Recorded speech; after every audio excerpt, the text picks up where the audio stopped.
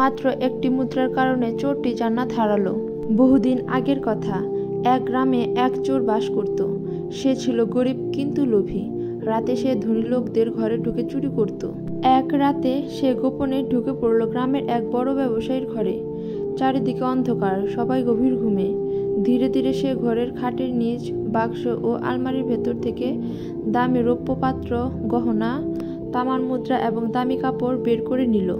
সবকিছু এক কাপড়ে বেঁধে বেরিয়ে পড়ার আগে হঠাৎ তার দরজার পাশে পড়ে থাকা একটি পুরনো তামার মুদ্রা চোখে পড়ল। চোর চিন্তা করলো, এটা তো সামান্য একটা মুদ্রা, কিন্তু টাকা তো টাকাই, ফেলে যাব কেন? তাই সেটাও পকেটে ঢুকিয়ে ফেলল। এরপর বহু বছর পার হয়ে যায়। একদিন সেই চোর মৃত্যুবরণ করে।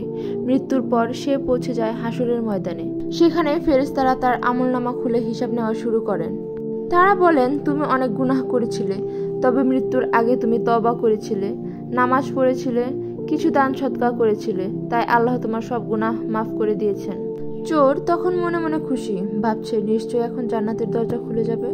ঠিক তখন এক ফেরেশতা বলেন, সবকিছু ঠিক আছে, কিন্তু ওই একটি তামার মুদ্রা। চোর অবাক হয়ে বলল, ওটা তো একটা সামান্য মুদ্রা ছিল। ফেরেশতারা বললেন, তুমি ওই মুদ্রার মালিক ছিলে না, সেটাও চুরি করেছিলে। আল্লাহ ন্যায় বিচারক, যত ছোটই হোক, সেটা যদি হারাম হয় হিসাব হবে। বলা হলো, ওই টাকার মালিককে যদি ফেরত দিতে পারো, জান্নাতে যেতে পারবে। কিন্তু চোর তো জানে না সে কে ছিল, আর এখন ফেরত দেওয়ার কোনো উপায় নেই। তখন সে কাঁদতে শুরু করে, বুক চাপড়ে বলে, আমি জান্নাতে যেতে চেয়েছিলাম, কিন্তু একটা তুচ্ছ মুদ্রার জন্য আজ আমি জান্নাত থেকে বঞ্চিত। রাসূল সাল্লাল্লাহু আলাইহি ওয়াসাল্লাম বলেছেন, হালাল এবং হারাম স্পষ্ট, আর যে সামান্য হারাম থেকেও বেঁচে থাকে সে তার দিন ও সম্মানকে হেফাজত করে।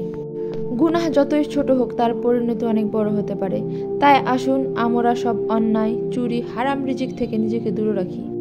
ছোট একটা মুদ্রাও জান্নাতের দরজা বন্ধ করে দিতে পারে, এটা যেন আমরা কখনো ভুলে না যাই।